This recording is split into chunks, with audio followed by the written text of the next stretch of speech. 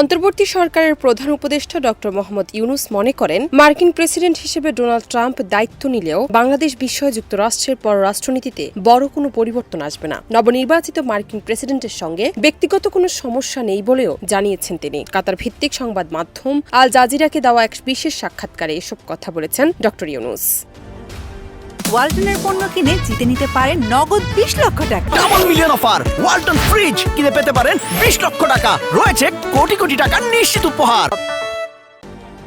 সম্প্রতি আজারবাইজানের রাজধানী বাকুতে অনুষ্ঠিত জাতিসংঘের জলবায়ু সম্মেলন চলাকালে এই সাক্ষাৎকার নেওয়া হয়। বাংলাদেশের সংখ্যালঘু নির্যাতনের অভিযোগ তুলে যুক্তরাষ্ট্রের প্রেসিডেন্ট নির্বাচনের আগে সোশ্যাল মিডিয়ায় পোস্ট করেছিলেন ডোনাল্ড ট্রাম্প।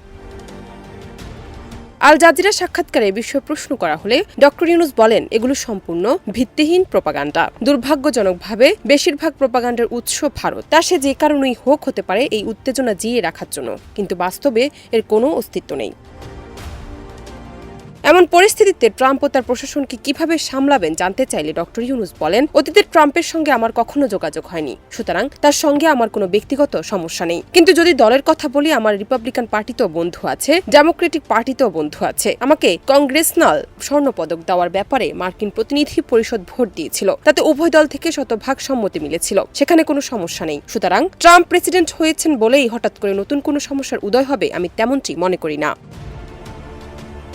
জান্নাত নিপু, দেশ রূপান্তর।